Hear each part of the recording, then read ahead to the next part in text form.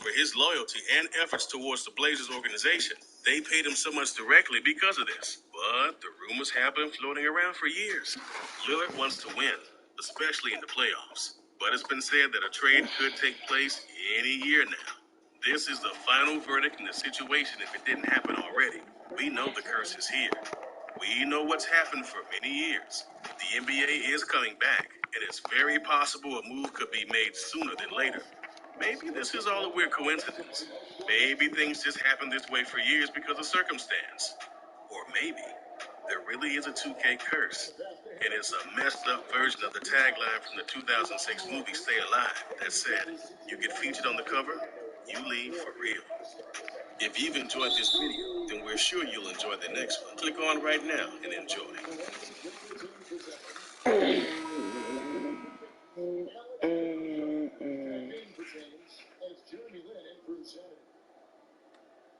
Ed Mikey, the voice, loved Popeye's Rib and Chicken Big Box, and it shows. Wow. And this is...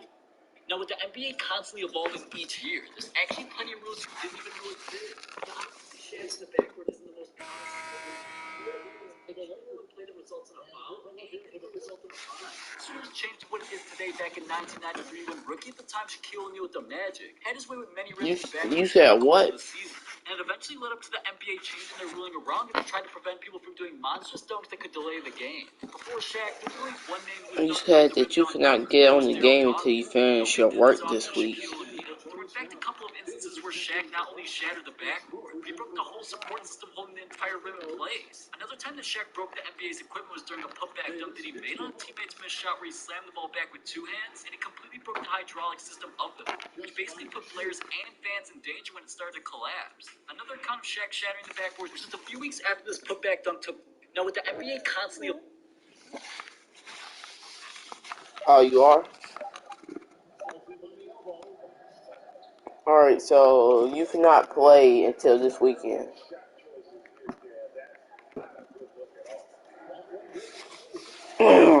Is that what you mean? Or you cannot play till this weekend?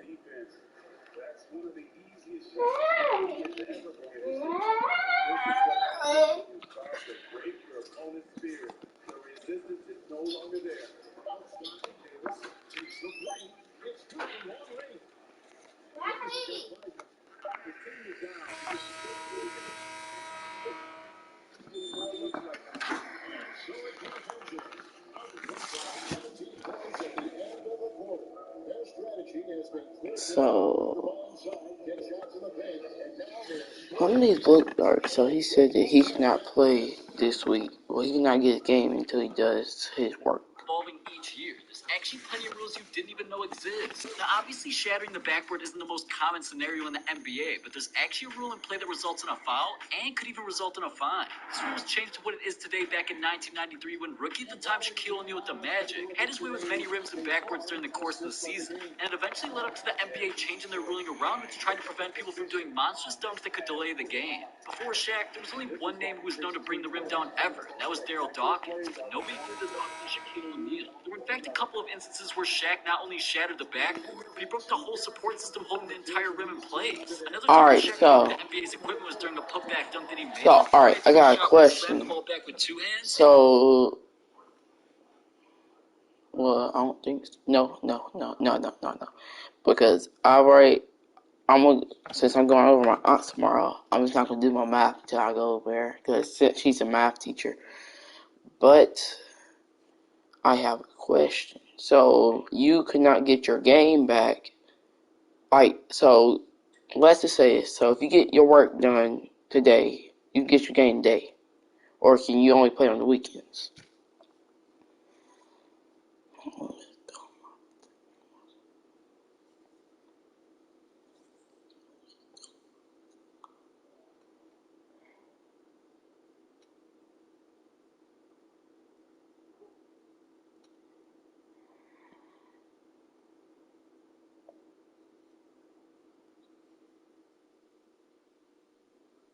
Oh, alright.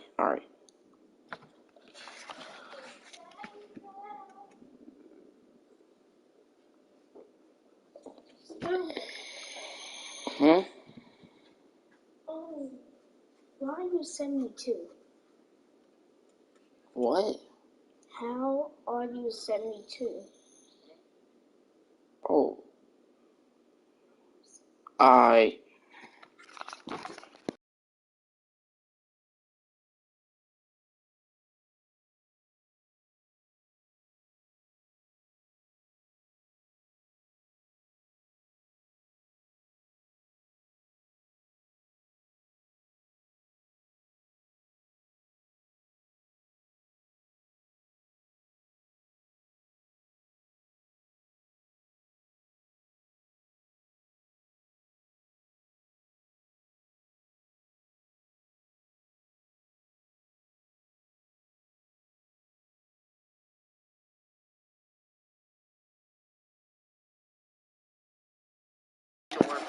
Alright, I'm back. Carmel was over here tripping.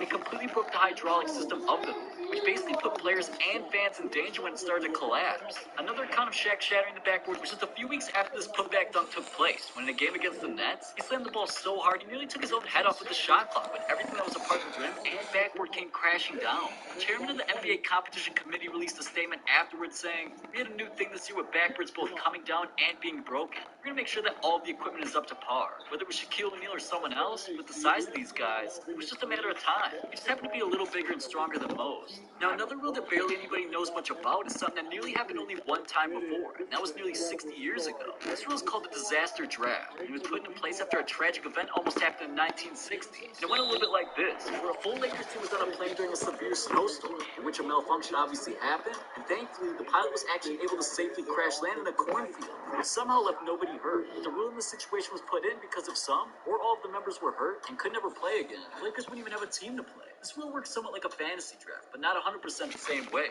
Each team in the league gets an option to lock down 5 players they wanted to keep no matter what, and the rest of their roster would be thrown into a draft, where the team who lost their players would be able to draft whoever they'd like that wasn't locked down as the top 5 on each team. For example, if some players on a team this year were involved in some sort of accident leaving them without a team, the Lakers among all the other teams would lock down their top 5 guys. So if they chose LeBron James, Anthony Davis, Kyle Kuzma, Danny Green, and Dwight Howard, then the remaining players on the team are eligible to get drafted by the team that suffered the accident. Other than those top 5 guys on each team, anybody could possibly switch teams if chosen. Now, yet another ridiculous rule that hasn't necessarily had an instance where it happened before is the off-the-bounce shot. Although it somehow never happened on accident, the NBA has a rule in the books that states if a player is to shoot a shot that ended up bouncing in the hoop, it's considered legal as long as the ball bounces before the shot clock expires. However, if the ball is shot and the buzzer goes off, and then the ball bounces and goes in, it's considered a dead ball. It'd be rare for this to ever happen, but it is a real rule, and if someone did manage to pull this off, it might be one of the greatest shots of all time as long as they get it off before the shot expires. Now, this next rule is something that's only happened on rare occasions, but by notable players at that. This rule is known pretty widely around the league, but the reason it doesn't get much attention is because it's rarely actually called on the players. Most guys get the ball and set up within seconds and shoot their free throws, but there have been some players in the history of the game who are actually notorious for taking all 10 seconds or more to shoot, which was in fact called sometimes if a player took way too long. Karl Malone became known as the player who took the longest time to set up and shoot a free throw, and it even got so bad that opposing team crowds would begin chanting and counting down like 10, 9, 8 to not only throw him off, but show the rest he's taking forever. Dwight Howard is another recent player in the league who struggled with getting his free throws up quickly. As we all know, him taking long clearly never really helped Howard's shot pretty much his entire career. But he does look to change it with the Lakers, as it's become a main focus of his to improve for the sake of the team. And lastly but not least, the most recent occurrence of this violation ever being called was in 2016 when the MVP Giannis Antetokounmpo took so long to get his free throw up, it got called and he lost the shot. But since then, he sped up his free throw. Nobody in the league has been called for this violation ever since. Now, over the last decade, the NBA has done many things over the years to make sure player safety is at the top of every team's priority list. The NBA recently made a rule allowing the players to get more rest than normal, which also cuts down the amount of practices the team could run during the year. CNN posted recently saying that the NBA is now making it mandatory that makes players rest 18 days over the course of the season to make sure that they're not overworked. Over the last few years, there's been a lot of growing concern of players even taking rest during games, which has left many fans outraged. This stems back to 2012 when Greg Popovich would rest some of his key Spurs players during games to ensure that they had proper rest heading into the playoffs where games actually mattered the most. Resting them.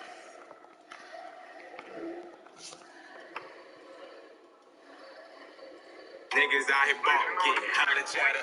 Do it, I just do it like Nike. I do it. For them niggas don't like it. I do it. This is so exciting. I do it. Yeah, I do it. I just do it like Nike. I do it. For them niggas don't like it. I do it.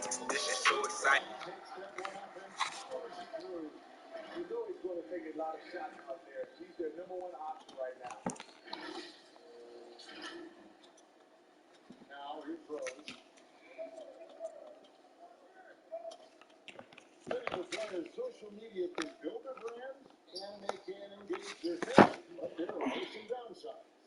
But in recent years, players like LeBron James, Kawhi Leonard, and more have sat games out for load management, and they've received plenty of criticism for it, especially when their teams show up to arenas where fans are expecting them to play, only to be disappointed by them resting for little to no explanation. But because of this, the NBA's rule for making players have mandatory rests in fact caught some fire recently, with Adam Silver attempting to crack down on teams who rest their star players during highly anticipated televised games, which many people are wondering about, considering it contradicts his recent rest rules. It was in fact made public recently that Adam Silver could fine teams $100,000 for resting star players during televised games. Silver even issued a statement saying, "It ultimately is my hope that the rules go in the drawer and that teams step up here and see that there's a larger obligation to our fans, to the basketball community." Now, a few years back, the NBA really cracked down on dress code of players compared to years beforehand. It was pretty much a free-for-all. We've seen them crack down on both what players could wear in-game, like banning ninja-style headbands, Supreme sleeves, tinted glasses, black masks, do-rags, and even went as far as saying players couldn't wear their headbands with the logo upside down. But off the court, things have been pretty ridiculous with players showcasing their unique style.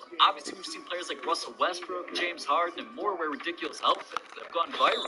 But an interesting rule surrounding the dress code that was revised in 2005 is no Timberland boots. These boots aren't allowed to be worn in front of fans or during press conferences. And the ex-NBA commissioner David Stern at the time actually gave someone an explanation during a statement that said, there are different uniforms for different occasions. There's the uniform you wear on the court, there's the uniform you wear when you're on business, there's the uniform you might wear in your casual downtime with your friends, and there's the uniform you might wear when you go back home.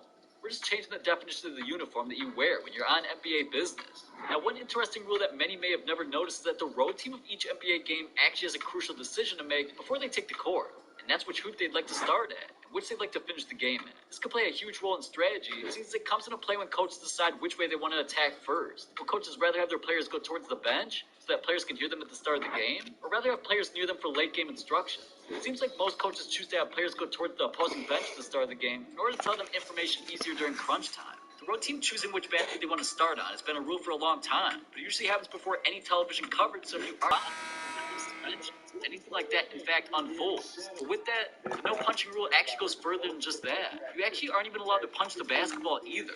When players are frustrated, they often slam the ball down, pick it back up, and smack it with an open fist, which is not recommended, but obviously it's legal. But if at any point a player punches the ball with a closed fist, it's automatically a turnover, whether the player was already ruled dead or not. One of the main concerns for punching the basketball is that the ball is unpredictable. It could end up hitting someone, causing harm, and almost every rule in the NBA makes sure to keep the players, staff, and of course the fans safe. Punching the ball has been ruled out as well. The league takes out of control behavior very seriously. Just like punching the ball, throwing the ball into the crowd isn't acceptable either, since its fans aren't prepared to be in the game like the players are. We've seen many circumstances of a player whipping the ball into the stand and receiving a fine of $25,000 because of it. We've seen it recently with Patrick Beverley during the first game of the season with LA. And of course, players like Kyrie Irving, DeMar DeRozan, Terrence Ross. Hi, I'm Mark, here to tell you about Jack's Bagel Breakfast. Receive fines for doing the exact same thing, throwing the ball in the crowd. Now, obviously, screens are basic fundamentals in basketball, and most plays have involved in them, and they remain important to getting players open both on and off the ball. But over the last couple of years, the NBA introduced a rule making it so that if the player setting the screen is standing out of bounds, or the player getting the screen runs out of bounds, then it's an automatic turnover. One of the most recent examples of this was when Hasheem Thabeet and Kevin Durant were both on the Thunder, and Thabeet set a screen for Durant on the baseline. It ended up being called out of bounds due to Thabeet's foot being slightly over the line. Now, last but not least, something that's been long debated and recently considered is adding a brand new dimension to NBA courts, a brand new 4-point line. Believe it or not, many teams, including the Hawks and 76ers, have already implemented a 4-point line in their team facilities, hoping they can get guys ready for when the NBA finally makes the decision to make a 4-point line that they've been talking about for years. Even in December of 2018, during last year's season in a game between the Hawks and Lakers, Trae Young hit a super deep three. Instead of following through with the shot, he instead made sure Lonzo and the Lakers bench knew exactly where he shot from, pointing right at the purple L on the court, which was more than 30 feet from the hoop. Trae Young even recently talked about this hinting at a 4-point line, and he told them if there was one, he'd be a threat from deep. After being asked about his deep three against the Lakers as well as his thoughts on the 4-point line, Trae Young said, "I would always try to extend my range because I wasn't getting much taller. The farther I shoot, people weren't expecting it. Now, the NBA's discussed the idea over recent years, mainly because of players like Stephen Because Curry that all shooting round ridiculously two-way is threes. good. Obviously, Like, gonna change it's the not way the trash, it's game's actually played. good. More teams than ever are relying heavily on three-point shooting like the Houston Rockets. Players like Trae Young, Damian Lillard, and more have not shied away whatsoever from shooting so far back because they're confident in still shooting a high percentage further back than the three-point line. It makes complete sense that some sort of four-point line should be put in as players already shoot from that deep anyways. And it would also affect the players who don't shoot that far from the hoop as well. There's players alongside them that could. For example, if Giannis Antetokounmpo, one of the best finishers and dunkers in the game, has a four-point specialist alongside him, it opens the floor for him to finish at the hoop that much easier for players a threat from deep.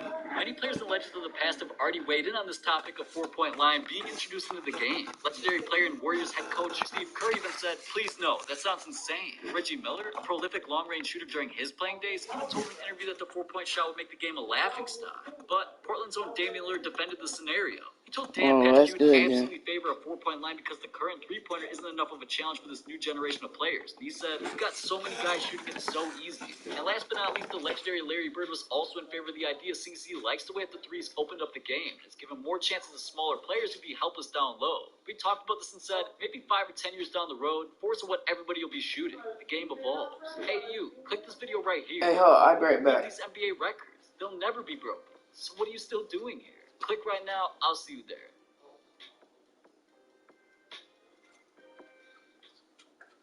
If we catch crab in Virginia and Maryland, do we file taxes in each state? With large catches in both? Yes. I'll even file for you. Thank you. File with the help of an expert. Or let an expert file for you. Intuit TurboTax Live.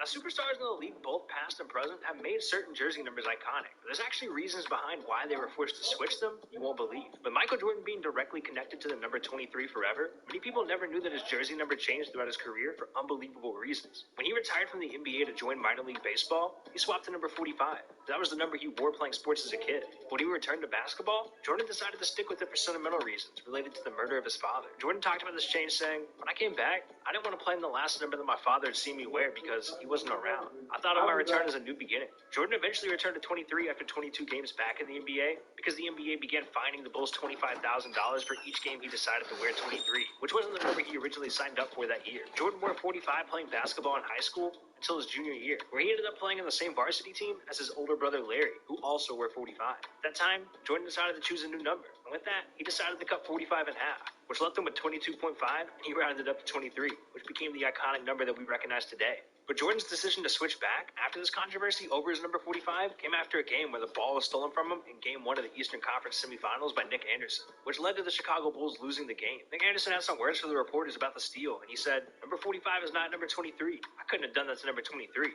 The Bulls were fined a total of $100,000 for the 22 games that Jordan wore 45. So Jordan would eventually go back to the number 23, talked about this saying, I am back. "I thought 45 was perfect because I did have an association with the number. Bad luck. It didn't take long for me to change back to 23. It was a part of it. Not in the professional basketball environment. Oddly enough, before an association with the number, bad luck. It didn't take long for me to change back to 23. It was a part of it. Not in the professional basketball environment. Oddly enough, before a game against the Orlando Magic on Valentine's Day, everything seemed to be going smoothly. Right before game time, Jordan realized his number 23 jersey was nowhere to be found. With the Bulls assuming it was stolen as a way to keep MJ out of the game, unfortunately the Bulls didn't bring a backup number 23 jersey for Jordan, but instead, they had a blank number 12 uniform, just in case with no name on the back.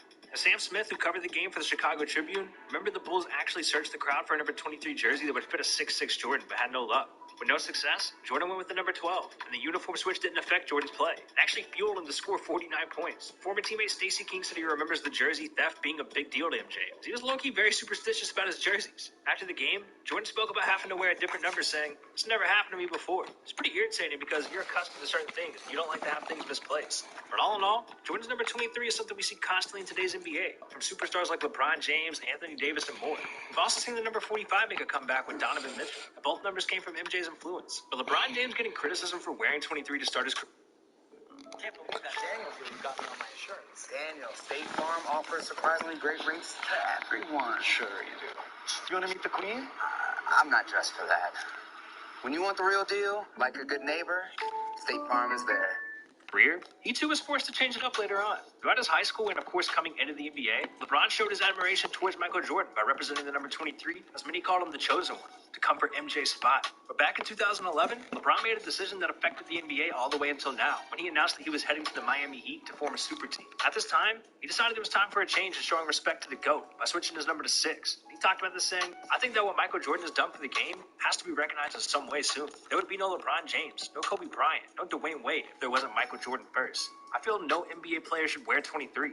I'll start a petition, and I've got everyone in the NBA to sign it. Now, if I'm not going to wear number 23, then no one else should be able to wear it." This was all short-lived, because when LeBron returned to Cleveland a few years later, he decided to go back to the number 23, because of that being the number that he wore the first time he was there. And he announced it on Twitter saying, "23 it is. It's only right I go back. 2 times 3 is 6. We still family." And that number eventually carried within the next few years until he joined the Los Angeles Lakers. And with him joining the purple and gold, LeBron once again represented the number 23 in his first year there. And it quickly became the biggest selling jersey in the world. Heading into the offseason, Anthony Davis was inevitably traded there from New Orleans. And many wonder what it might mean for their jerseys, seeing as AD also wore number 23 since high school, during the beginning of his own career. So many people wondered which of the two would make the sacrifice. Anthony grew up in Chicago, meaning he too was definitely inspired by the GOAT Michael Jordan. Interestingly enough, LeBron James was also his favorite player growing up. So when AD make the move to LA, it was actually LeBron who posted on social media saying that he wanted to go back to the number 6. LeBron talked about this and said, "My second favorite player was Julius Erving. He wore number 6. My first child was born on October 6th. It's my Olympic number, and my second child was born in June." Kobe Bryant making a name for himself as arguably one of the best, one of the hungriest, and even most loyal players to ever run the court. His legendary numbers switched up over the years for reasons only he can say. Kobe actually became the first player to ever have 2 numbers retired by the same team. And a reporter for ESPN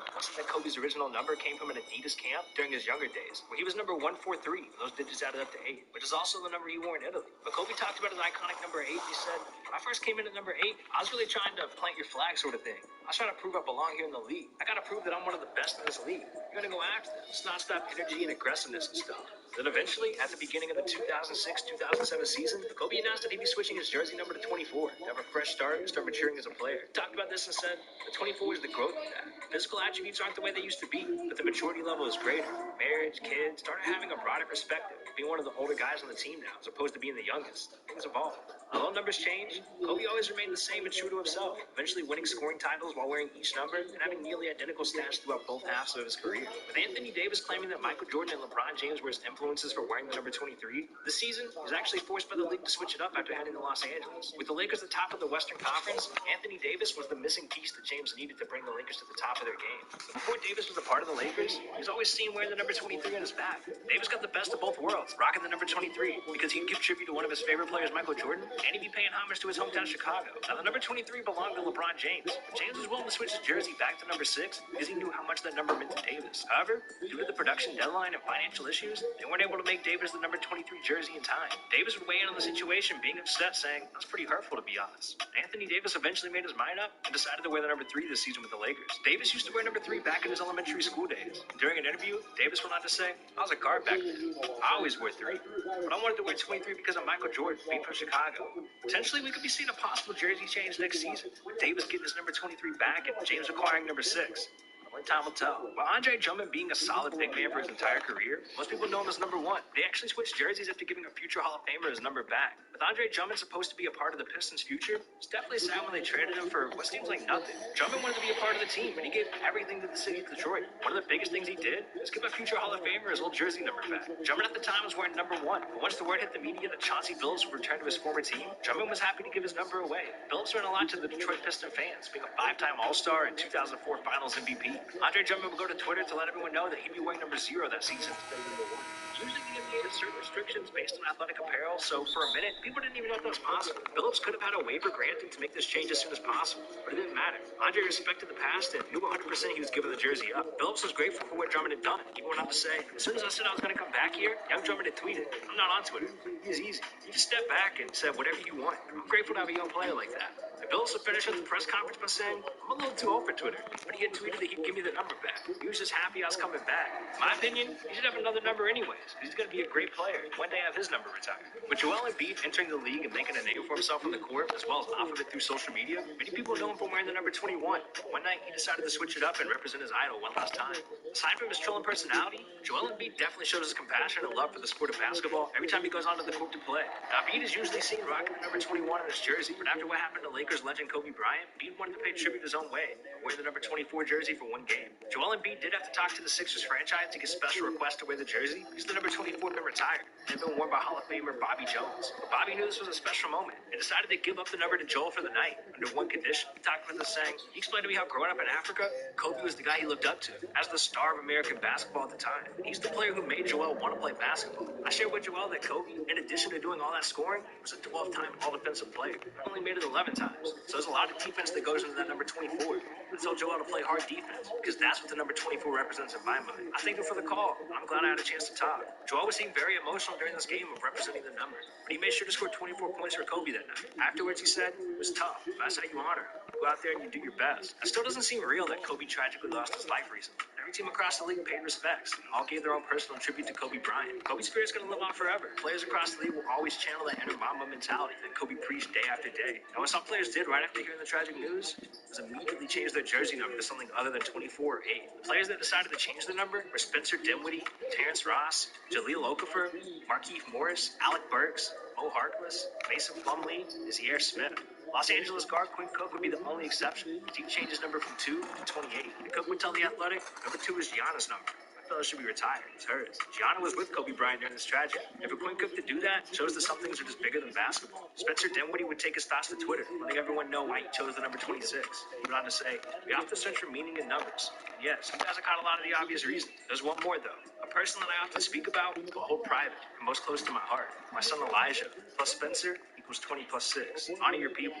Love your son." But Allen Iverson being known for wearing the number 3 throughout his legendary career, he too decided to switch it up for a moment to represent. From wild crossovers to making consistent buckets, Iverson was seen as a threat from everywhere on the court. The 76ers would end up retiring Iverson's number, but that number 3 will never be worn again by another Sixer. Back in his prime in 2002, Iverson would be selected for the All-Star game. This one was special. Iverson wanted to pay tribute to Julius Erving, so he decided to change his number for the All-Star game and wear number 6. Now, Erving, too, is an icon and meant so much to basketball and Philadelphia as a whole. And after the All-Star game, Iverson was Dang, asked he for the jersey broke change, and me. he said, "It felt good. I think I'm going to do it next year." Then towards the end of the interview, Iverson went on to say, "After the game, my son asked why I had someone else's number. I mean, you don't really know right now. I'll explain it to you later on, but it was just an honor. It was fun."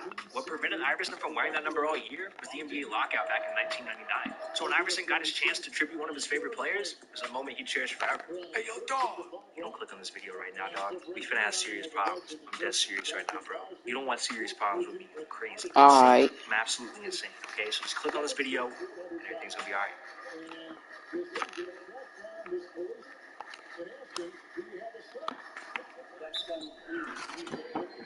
Now, with so many big trades happening over recent years, including the superstars of Kyrie Irving, Kawhi Leonard, Paul George, and even Jimmy Butler, I can guarantee there's a lot of other Alright, I can superstars do that got that traded now. you didn't even know about.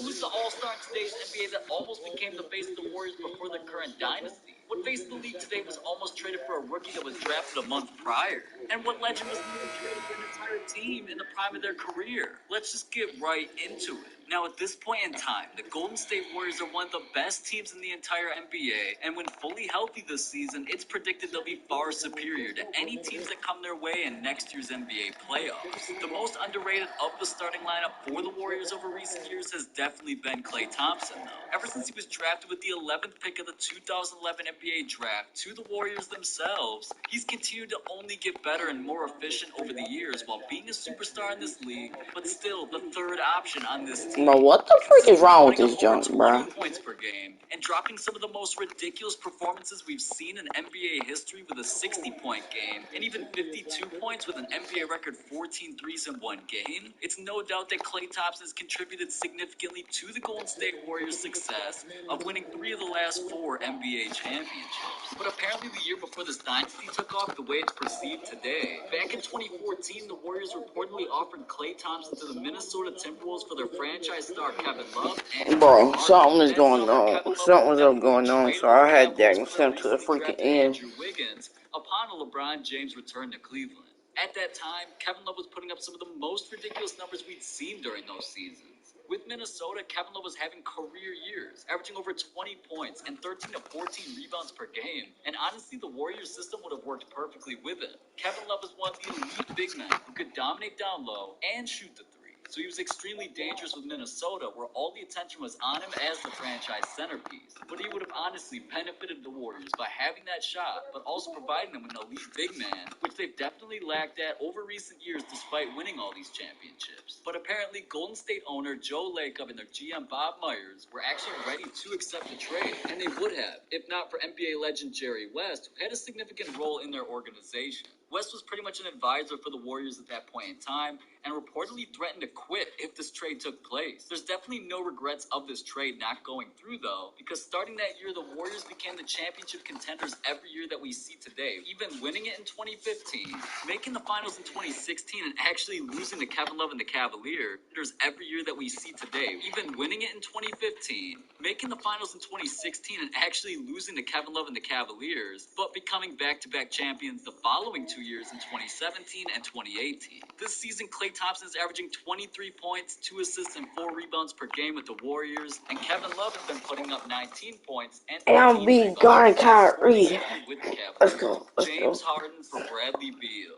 Now, in today's NBA, James Harden is one of the best players in the entire league, and he proved it last season by winning his first ever MVP award and was 1 game away from defeating the Golden State Warriors to make it back to the NBA Finals for the first time since 2012. But speaking of that 2012 season, at that point in time, James Harden was actually part of a big three in Oklahoma City with the Thunder that included Kevin Durant, Russell Westbrook, and even other familiar names in today's NBA, such as Serge Ibaka and even Reggie Jackson. That year, James Harden was nearly averaging 17 points, 4 rebounds, and 4 assists while coming off the bench as their 6th man. The Thunder, of course, made it to the NBA Finals that year by defeating the legendary Dallas Mavericks, the legendary Los Angeles Lakers, and even the legendary San Antonio Spurs en route to go up against LeBron James and the Miami Heat and lose, but still played against very legendary teams that year in the process, so it's definitely worth being noted the competition they went up against. Now, up to this point, James Harden was proving year after year constant improvement since being drafted to the Thunder with the 3rd pick of the 2009 NBA Draft. It was well known he had potential to be a franchise superstar elsewhere. With there being a chance James Harden departed for nothing in an upcoming free agency to pursue that option, he was immediately being shopped around the league to see what offers the Thunder could get rather than nothing at all. Before Harden was famously traded to the Houston Rockets, where he's become a face of the NBA, and even signed one of the biggest contracts in the NBA's history to remain there for many years, the Thunder had actually agreed to put together a trade involving the Washington Wizards that would have given them Bradley Beal. Now, Beal himself was actually drafted by the Wizards with the 3rd pick of the 2012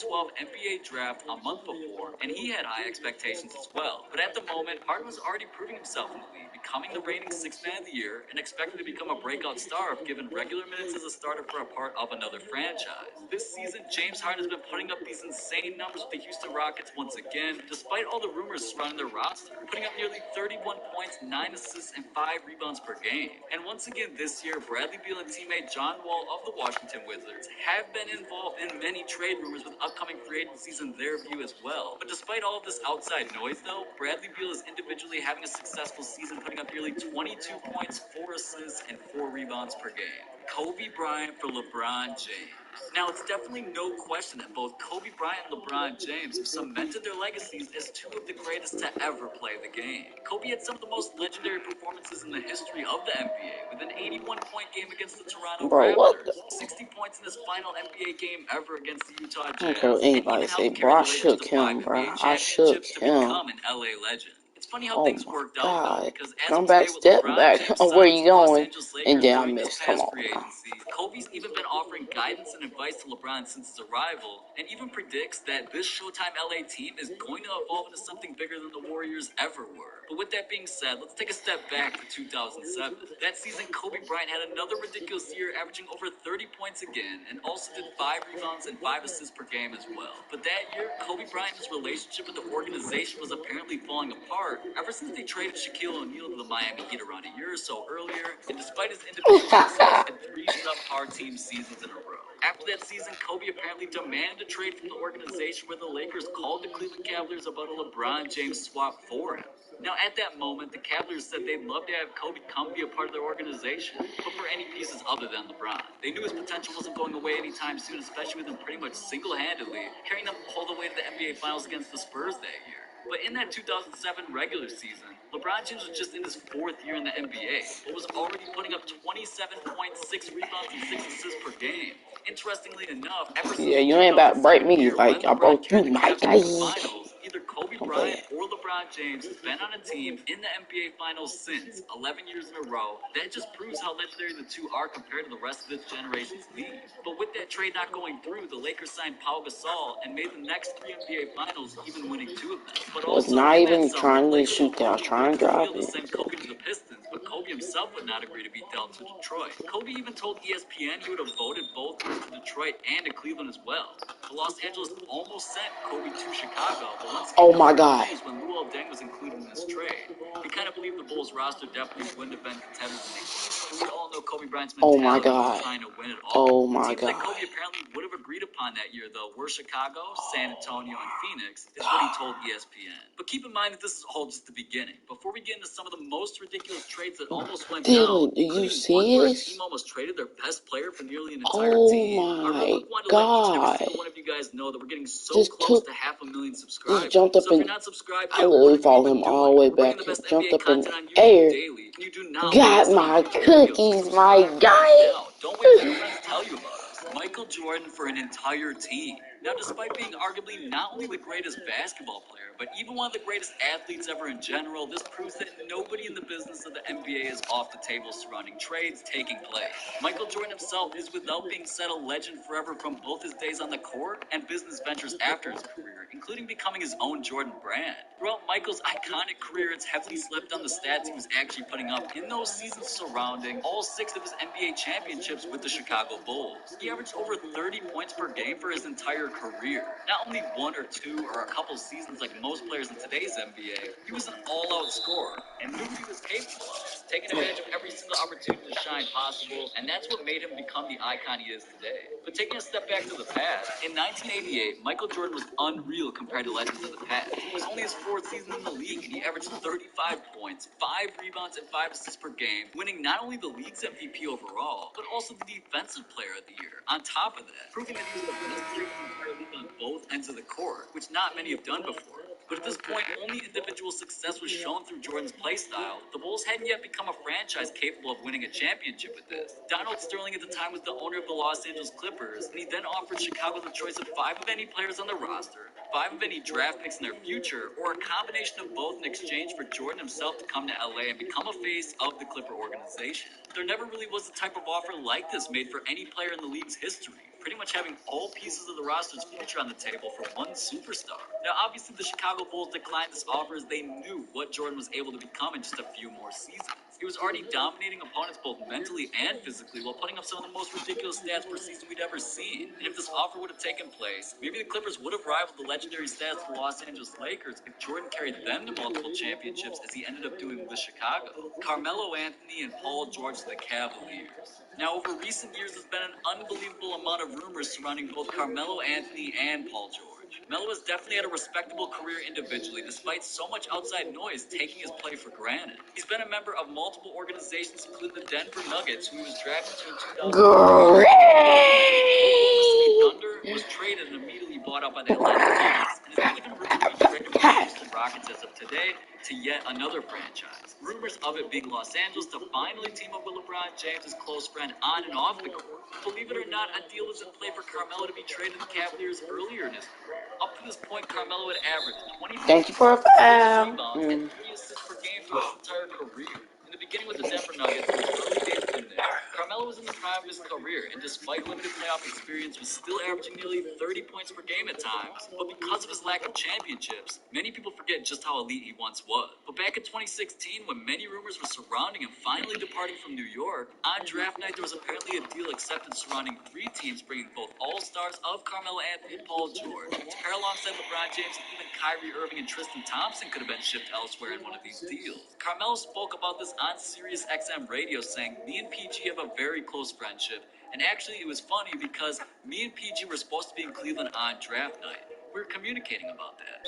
The deal was actually done and got called off on Oh, so draft that's a night. So me personal and PG foul. stayed Okay, connected bro. throughout the Okay. course of the season. Paul George was later traded from the Okay. Indiana Yeah, that Pacers makes to so Oklahoma much City sense. Thunder along with Okay. Carmelo You know, Anthony. moving frame It much? didn't work out. But Paul George is committed to staying there long term. while Melo was traded away from there as well. Up to this point, Paul George Yeah, I had got it. 20 points, 6 rebounds, and 3 assists for his entire career. So making this trio a big three in Cleveland, along with the other pieces they still had, would have been dangerous in the Eastern Conference. But history's proven that just because superstars put up their ridiculous numbers individually, pairing alongside each other doesn't automatically equal success if the playstyles of each other don't go together. This is exactly why the Cavaliers made a tough decision and decided to pass on the deals. They tried keeping their core of LeBron James, Kevin Love, and Kyrie Irving together, but just 2 years later, Kyrie is now a member of the Boston Celtics, and LeBron is on the Lakers. So maybe the risk in the end here would have actually been worth it. Stephen Curry to the Bucks. Now looking back, Stephen Curry was never expected to become the player he is today. He pretty much single-handedly has changed the way the game is played with teams now, becoming more focused than ever on three-pointers, since Steph has been so successful playing in this way with the Warriors. Curry now has won 2 MVP awards and 3 NBA championships while becoming a face of the league over recent years and demolishing so many records. He's actually argued to have the best shot in the entire league's history. Steph has averaged nearly 23 points, 7 assists, and 4 rebounds per game for his entire career,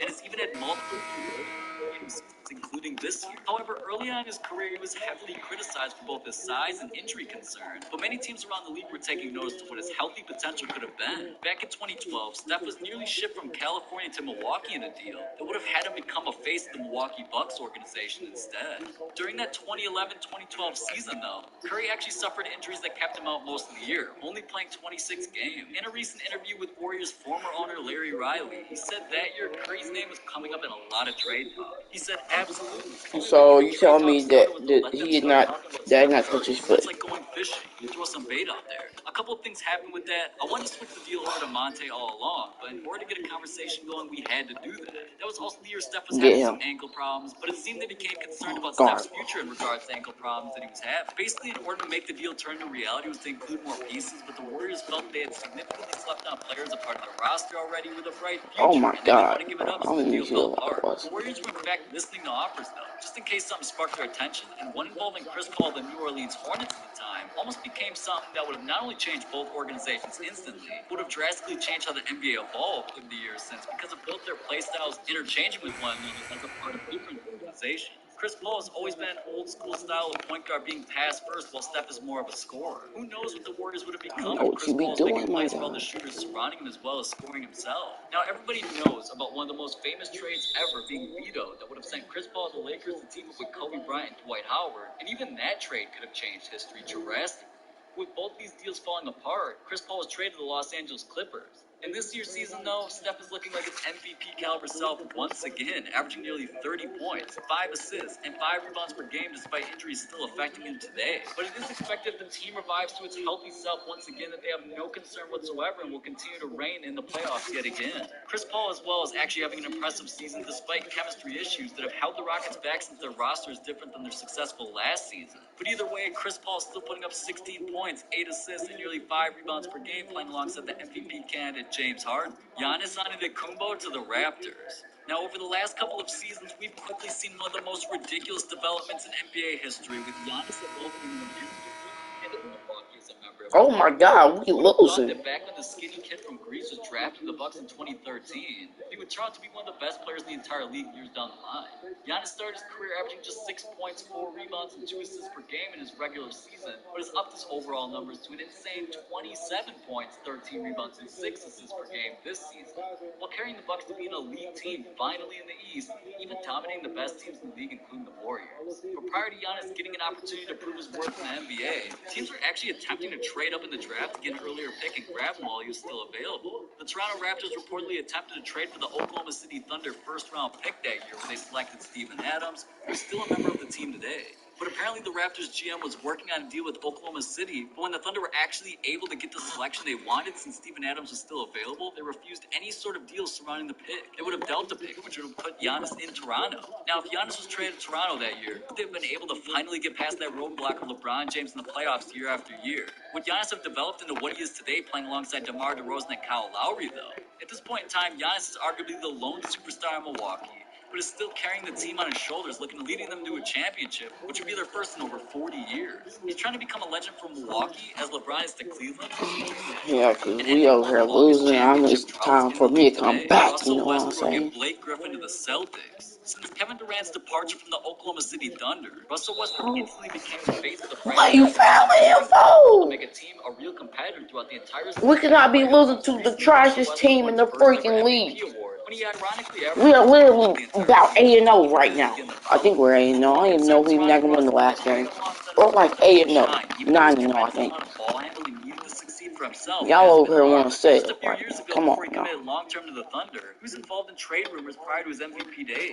It was actually reported that after the Boston Celtics had signed Al Horford during the 2016 free agency, they were actually interested in giving up some of their future draft picks and pieces of their current roster to acquire either 1 or 2 stars alongside him, and their focus was on Westbrook himself and Blake Griffin. At the time, Blake was a member of the Los Angeles Clippers and was putting up incredible numbers himself, averaging 21 points, 8 rebounds, and 5 assists. But why don't you shoot the three? Didn't match up to his individual success either. Recently, Blake was finally traded from the Clippers to the Pistons after the team's trio of Chris Paul and DeAndre Jordan alongside him were about to be dealt as well. But this move has pretty much redefined Blake's career as he's averaging a career high nearly 25 points per game as well as 9 rebounds and 5 assists with his Detroit team. As far as Westbrook, he's nearly averaging a triple-double this season once again with 22 points, 9 assists, and 9 rebounds per game with the Thunder. You can only imagine, though, how a lineup with Al Horford, Blake Griffin, and Russell Westbrook would have dominated. I need a screen, because this dude is just locking me up for what reason? Despite not having 3 superstars at one time like this. But at the same time, you got to keep in consideration, there would have been no Isaiah Thomas, no Kyrie Irving coming into the Boston picture, as well as no... Shut up. We're losing by 10, bro. Come on, bro.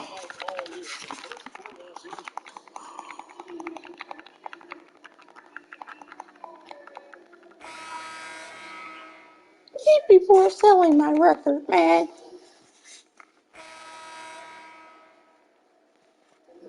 No, bro. Leading by 13. Outside No.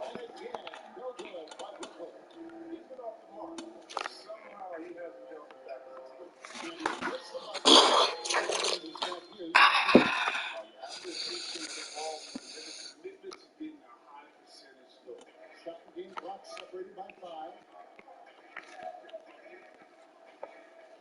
Now here's Dinwiddie. He started close.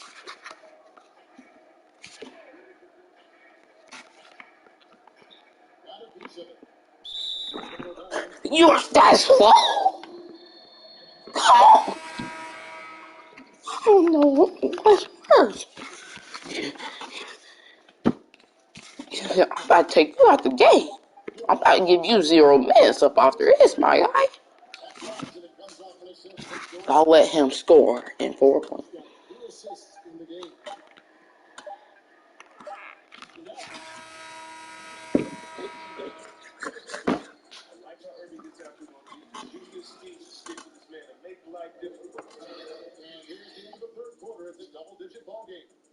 Nets out in front. They lead by 13. And will return shortly.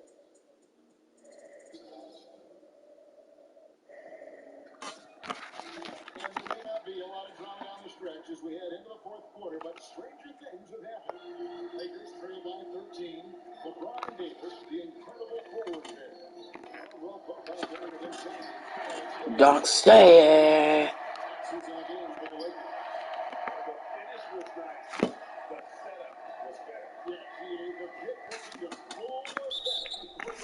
Stop fouling! Stop fouling! Block his freaking shot. Y'all over here let him over here walk up in that paint like he over here Uncle Drew or something. Come on now. Thank you for a foul.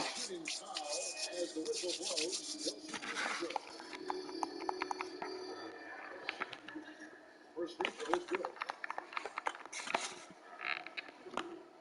All free throws good from Insanity. Here's Irving.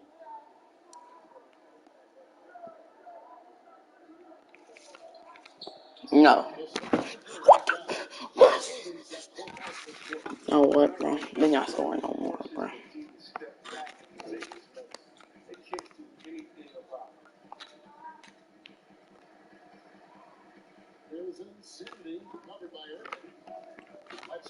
That bird gonna win.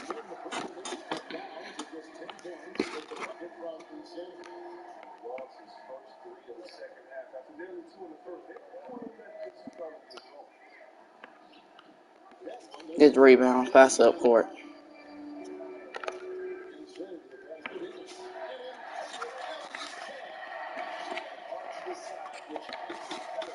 Come on, you're getting up to stop.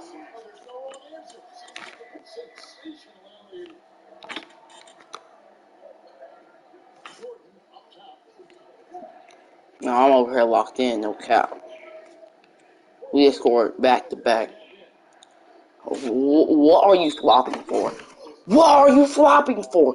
You're not a star anymore after this game. I'm taking you out freaking like a star. You're not a star after this game, Caldwell Pope. You're not starting anymore, bro. Bet they give you freaking like 0 minutes, bro. You're not starting anymore. Kyle Kuzma is taking your freaking spot. You're a little garbo. Get the ball.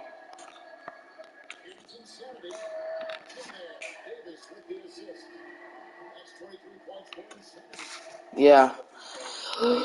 Actually, I can get a playmaking badge, too. Put that joke on a freaking ankle breaker so I can break every single damn AI's ankles I want to. I don't care, bro. I don't care, bro. Stop fouling before I actually give you 0 minutes, bro.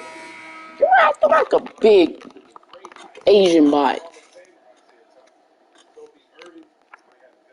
Give me a ball, bro. No, bro. Get out of me, bro. You know what? Come here. Set me a screen.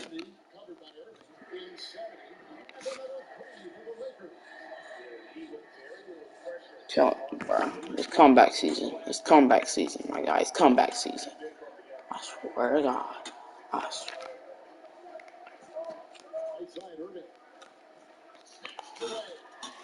Dunk time. Dunk time.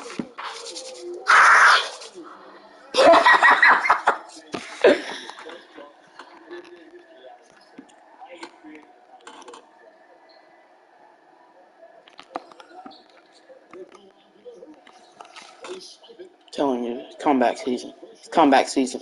What are you passing? Thank you. I was about to say, now, if you over here back that passing that LeBron James, you better be passing the right. You know what I'm saying? Y'all was trying to run down my takeover, man. All we gotta do is I can make 2-pointer would be time, man. I swear to God, these niggas take me out. Looking at him off there, I don't start coming back, man. Spencer damn garbage. He is garbage. He is garbage. How? He is garbage. Garbo.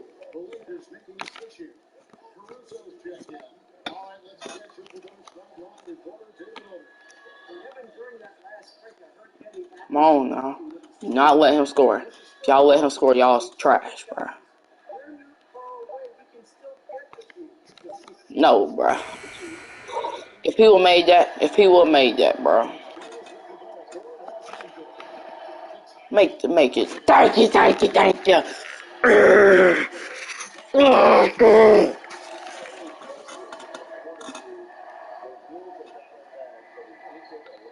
Yeah, I should though, but the only reason I did is because I knew that the Bill could not probably like shoot. You better make that, bro. Yep, never pass you the ball ever again. So don't. I don't want you to even be wondering. Alex Caruso, see, that's what the way Jack done, bro. You're not getting past the ball from me ever again, bro. You don't get that can pass the ball from LeBron James or Anthony Davis or that Digley do, but you're not getting past the ball from me. And if I do pass you the ball, I'm calling for a ball right back because you're a little garbo, my guy. You're still in. For what? Well, you sold the game, my guy. Yes, thank you. Can y'all not, like, make a freaking shot?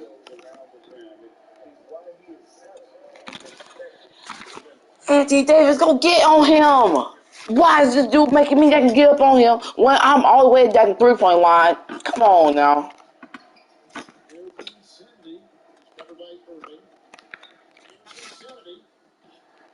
That is not going in. I don't care. I just don't care, bro. I don't care. I do not care. Yeah, you're getting fouled too. I'm glad coming back, bro. I'm shooting all freaking threes, bro. He's making earlies. Earlies. This game is fucking ass. Pass me a fucking ball, bro. Somebody come set me a freaking screen. You know what, bro? If you shoot, shoot, you're trash. Trash, bro. And my voice that can crack as soon as I can do it too, bro. Trash. He's trash. He's trash. He's trash. So the first one drops, and that makes it a 7-point lead. Durant, he's special in all those categories. He can dominate on both ends. Alright. It's trash, bro. 24 seconds left in the fourth quarter. Here's insanity. And again, no good by the Lakers. This junk is trash. Come on! Come on!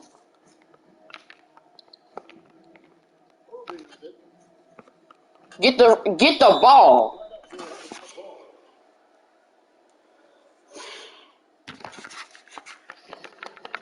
We barely like to win tip off, bro.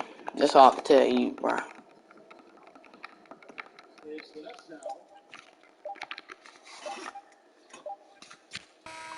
We just lost to trashes.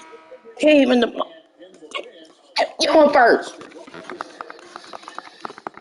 Because of freaking Alex Caruso, I passed you a ball twice and you missed both shots and you're wide open. I pass you a ball and then you sit right there and wait until the defender comes up to you so you're not gonna shoot. I pass you a ball, you're wide open and it's to that mid range and you still miss it. You miss it. You're garbo. Y'all two ain't got playing anymore. You are Caldwell Pope, bro. I get a daily bonus comes in. Jesus Christ, I do not supposed to pay or something. You know what I mean? Just getting garbo, bro. Yeah, at least put some actual fixes in this freaking damn game, bro. You don't see me over here, what's the name, do you?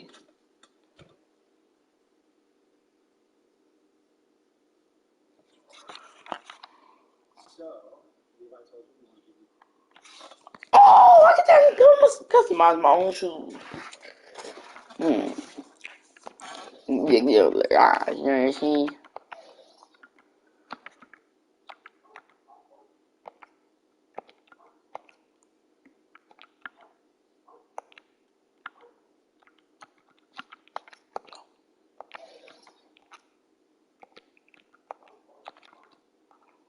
I want to see what's the word. This junk look like when it's gold.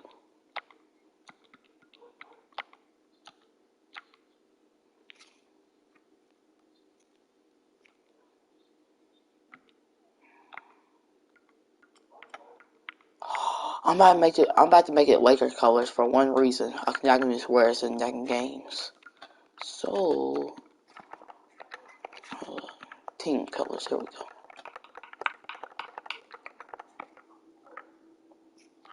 Probably make this purple.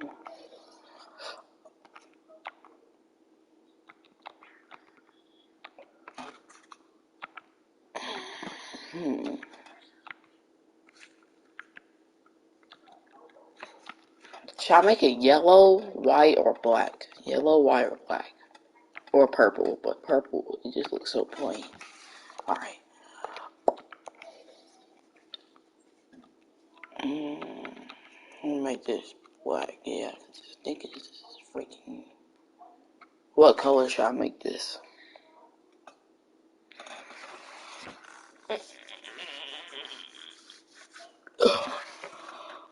Yeah, what color should I make this? Cause I actually don't even know. Black eye, airbag. The freak is that? All is that?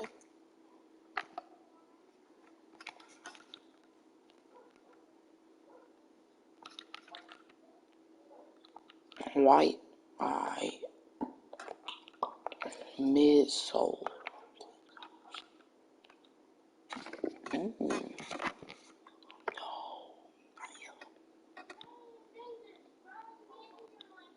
So what color? Bum, bum, bum, bum, bum, bum, bum, bum, bum, bum. Ooh,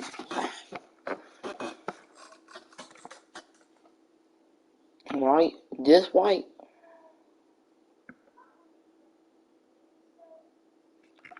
I'm gonna probably use black. I don't know. Should I? I'm gonna use black. Black. Alright. Sparkles. Make it purple, you can't even see it. But if I make it white, then if I make this yellow, you can see it. Blue, you can see it. Make it purple, you most definitely cannot see nothing. So we're gonna make it white. Alright, now my toe. Man, this white. Yep, this joker is about to be white. Yep, white is. My heel. Team colors. Alright, so what color should I make this? Because I can make it black.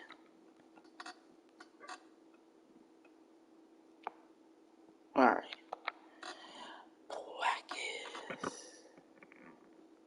Black or yellow? Which one?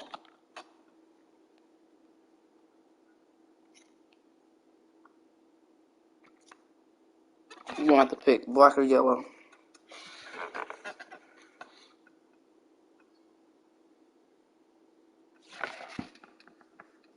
Alright.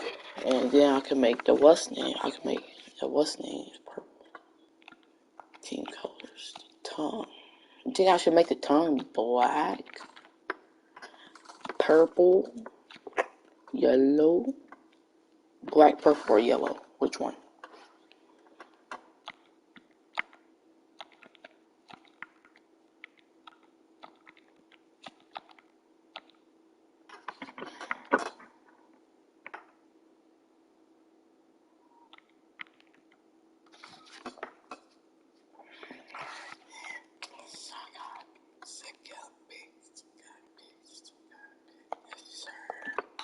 We're going with that.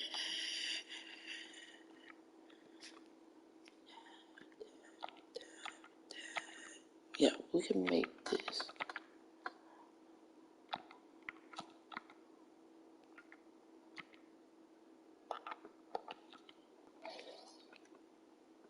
And license is gonna be purple. I'll make this purple. Alright. Purple. Now laces can be purple.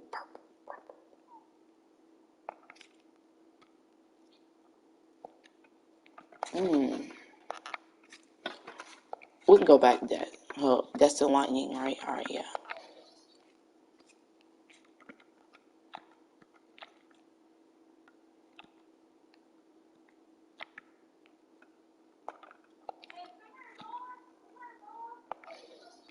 The freak is that? Oh, it's this back here. Should we make this purple or black? So we make it purple, we can think this is the eyes. No, it's not.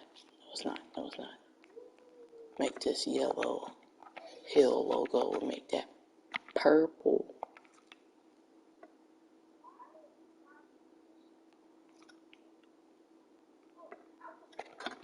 Take hill strap. Purple and purple and purple and purple.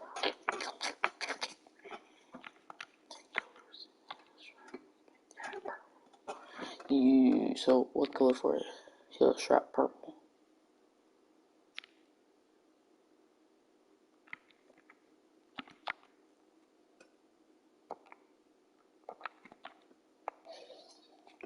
tongue logo.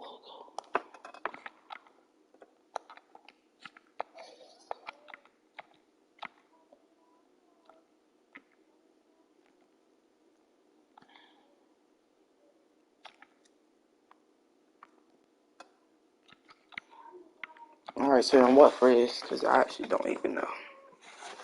What is do purple on purple? If you working on working. Right.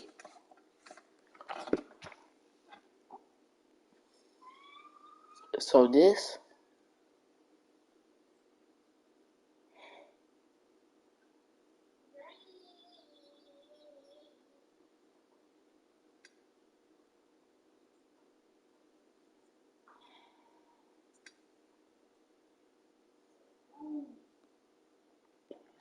Alright, purple. Alright.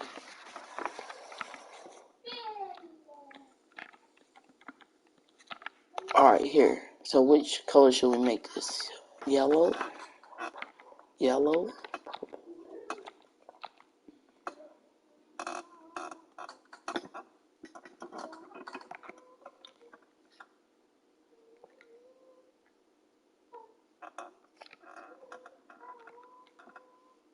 Yeah, so yellow or purple.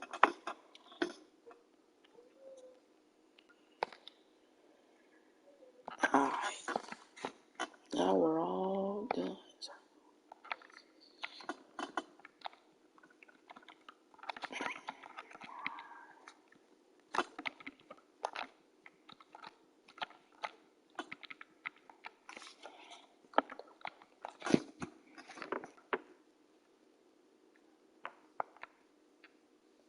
$5,000. Ooh.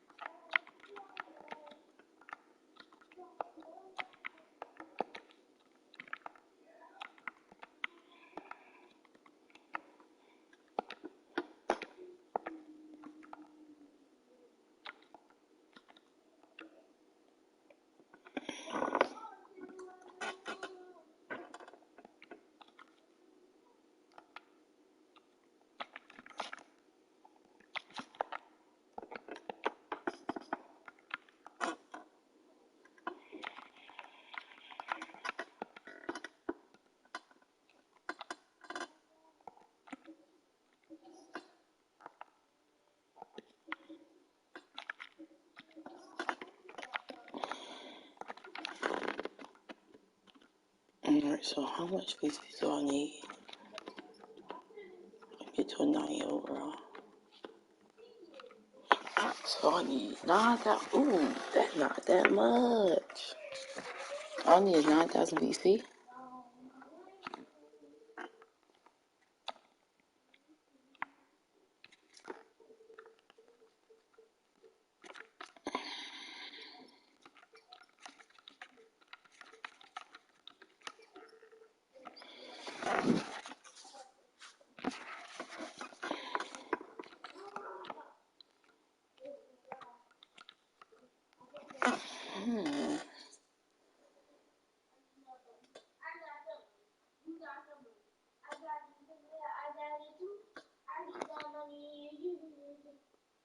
Yeah, I'm gonna need him to stop over here singing. We're 8-2. We lost to a freaking Trailblazer. Come on now. How we lose to the Chargers team in the freaking league, the Trailblazers? They was literally the 12th. And we lost to these people? That just made them the first. We still know one team in the league. You know what?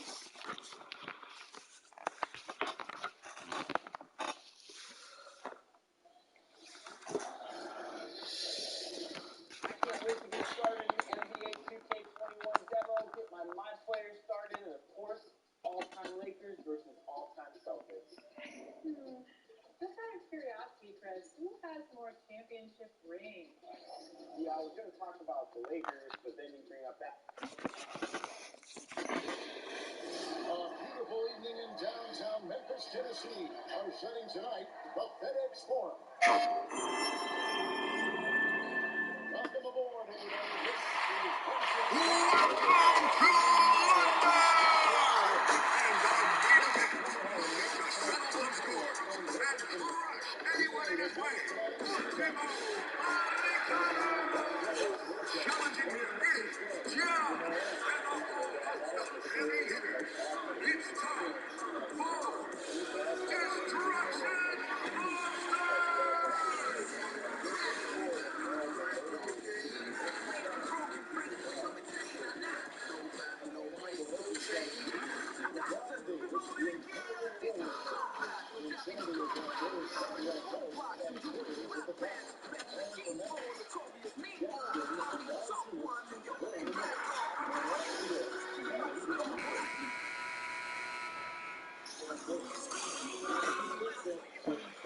I'm about to make this little kid fall.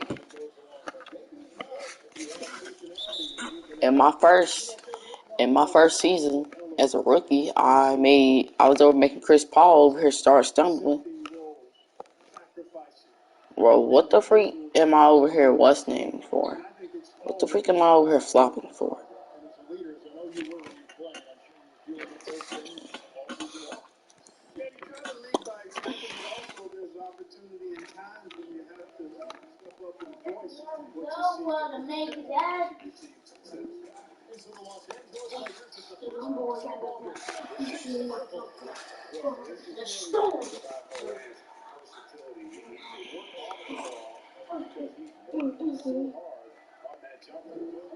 Here's Cindy.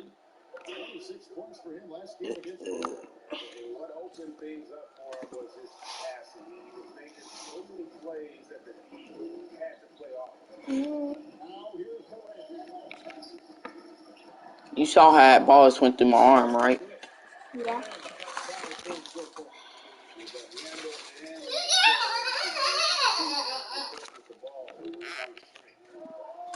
And Ben Jackson from beyond the arc. Three-pointer from Insanity.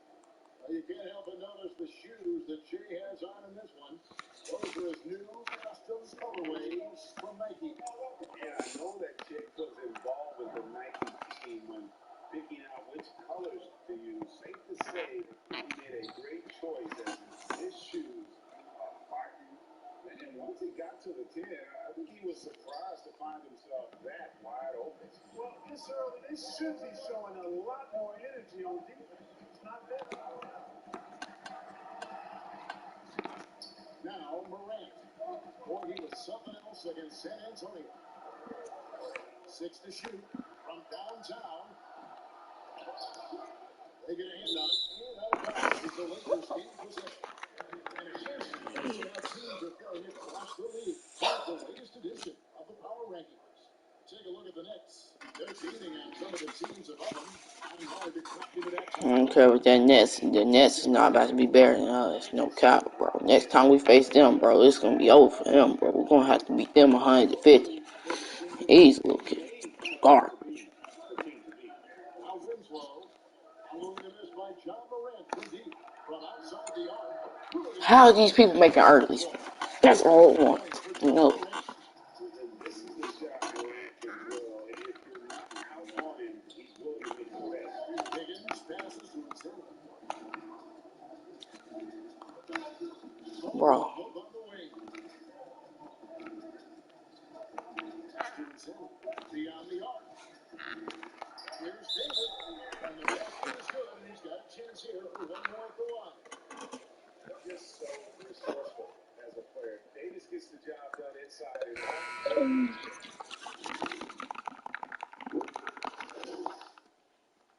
ain't gonna take me out this early in the freaking game. All fueled up and ready to go. Let's reset the lineups. Courtesy of Gatorade. And why is Junk making me that gonna shoot a freaking fadeaway? They've got Jonas Valanciunas. Bobby Portis out there for Justice Winslow. You better shoot that. You better make it. Oh, I just give up on this team right now, bro. Bobby Portis took a few years to find his spot in the NBA. Now he does produce. And great big man to bring in off the bench. Good size and quickness combination. Get off me, man. You better make it. Okay, let's check in with David Aldridge, who's reporting from the sideline. Hi, Kevin. Well, insanity in their last outing against net played superb basketball. He picked up 26 points, and he got there the usual way. An impressive barrage of three-pointers. A great game from him, and a very solid start to the year for his team. We're really losing by 1 point. 1 point. I get taken out the earliest in the freaking game. For what? For sure, and draws so much defensive attention that it opens up opportunities for others. Jackson has checked in for points. That's one he knows he should have been. I don't know why where he over here found me. It went. Going to the line, or I'm just gonna make the shot. Which one did he want? They pounded the ball inside in the first half, forcing the D to collapse, and that frees up the shooters going forward. They've gotten their fair share of points off turnovers so far tonight, too. Here's the teardrop. And Morant finishes inside. Morant's got 18 points in the game. I love his shot selection today. He set the bar for the rest of the team. Here's Insanity. 9 points in the game so far. Back to Cook. Pocket 6. Here's Insanity. Oh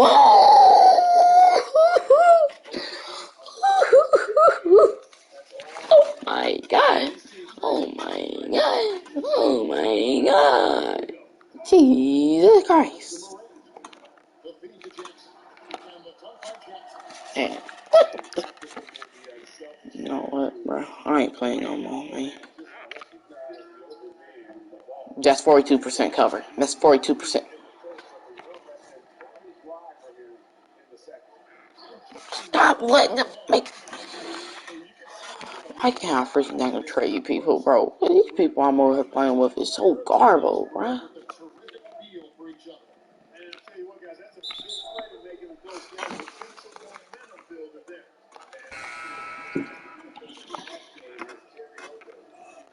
And you know, that's how it's supposed to go. I mean, side streets, guys, don't last weeks, they last days. Let's check in for the Grizzlies. Davis is checked in for Los Angeles. LeBron comes in for Quinn Cook. Winslow finds Jones. Back to Winslow. Memphis needs to get off a shot here. From deep three-point range, Jones, no luck. Los Angeles has gone 1 of 4 from three-point range in the second. Not a whole lot dropping out there for them. Shot distance from Insanity. As hot as he's been this quarter, the game plan Get that green eye Jones pitches to Valanciunas. See, he could have shot that, but I don't know what in the world this dude was over here thinking. Alright. Takes it to Winslow. He is called in by Los Angeles. Coming off that loss against the Nets. Yeah, for that loss, you can credit their defense or lack thereof.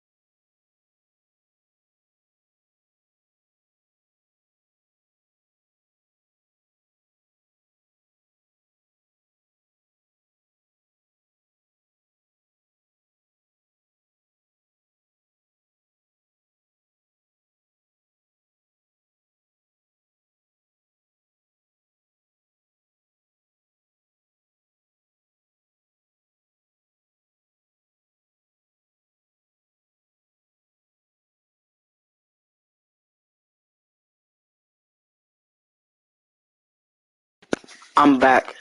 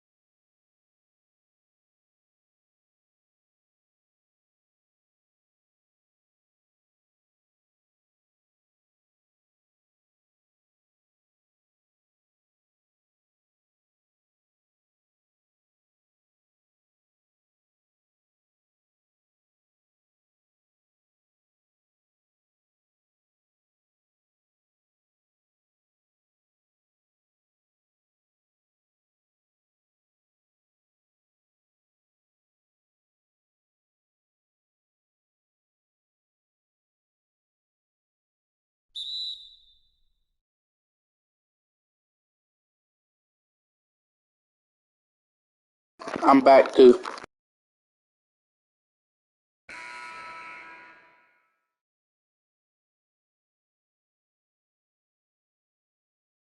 I'm about to watch that right now. Chicken. When you like put our chicken on the plate, can you make sure it got that stuff we were using? I'm on my MacBook right now.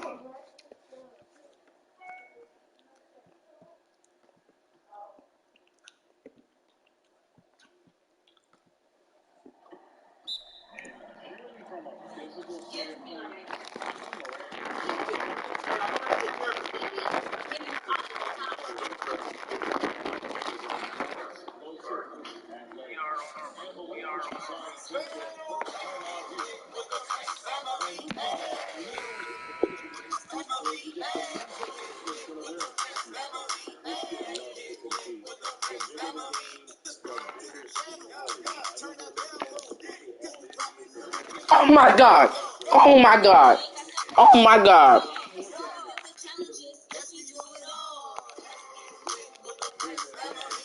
Oh my god.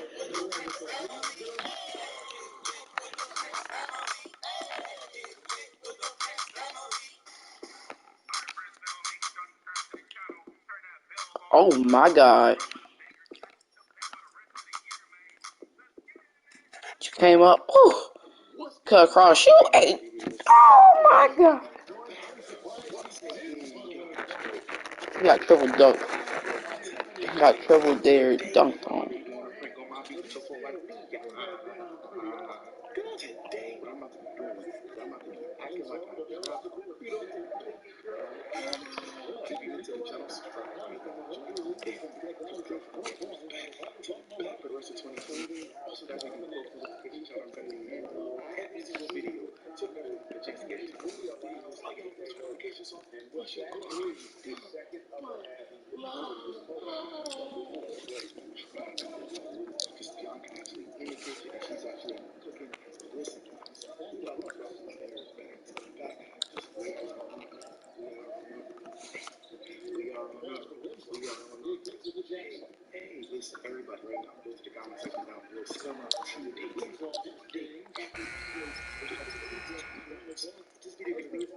If you use DoorDash and Grubhub for your food delivery, you have to try Capital One Shopping. It automatically applies coupon codes and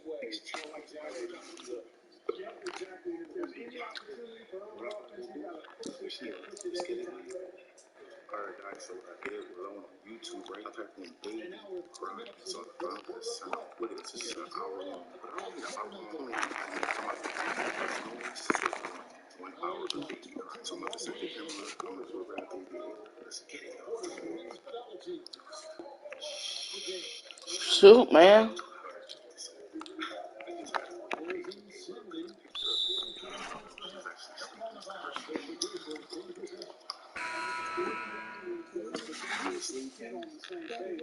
I'm so good.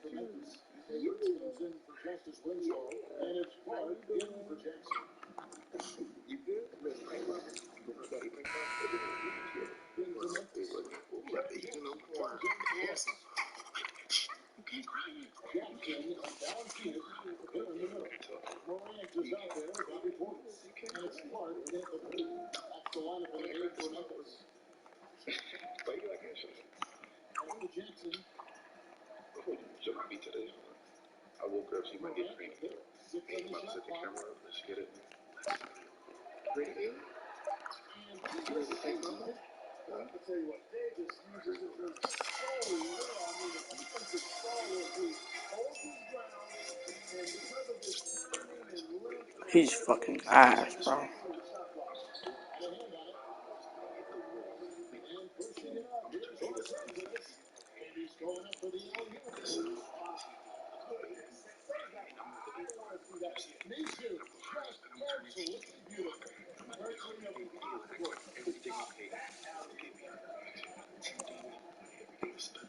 Feeds it to Jackson.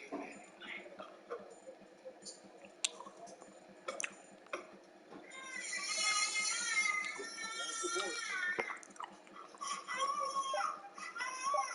Now here's Jimmy. It's okay. He's covered closely. The Grizzlies with another miss.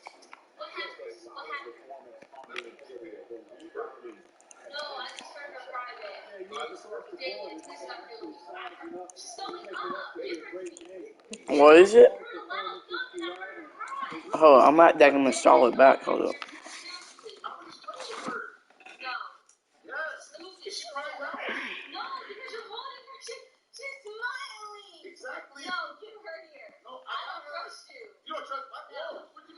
Alright, my email is mellowbrother12.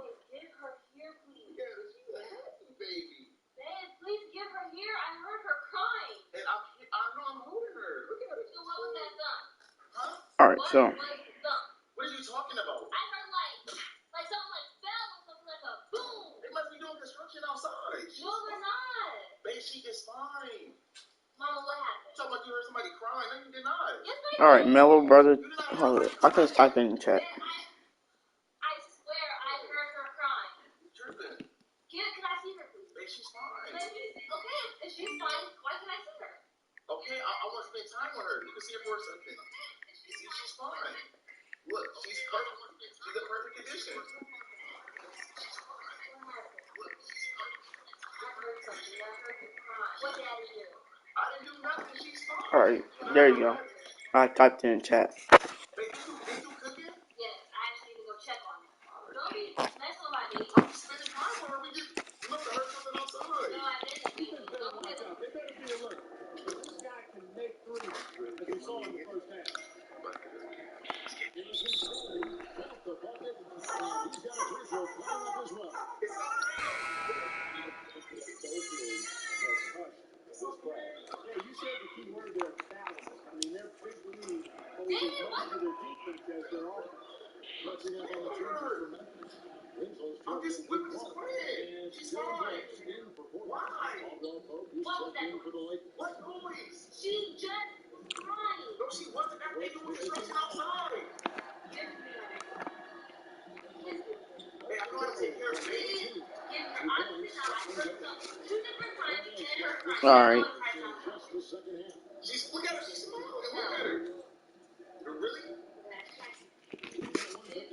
Whew. Here's insanity. Finally called a foul. So chance to foul for one more.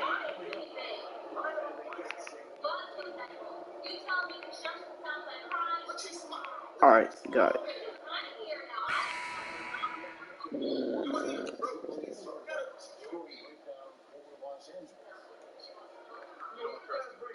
So efficient. I mean, you can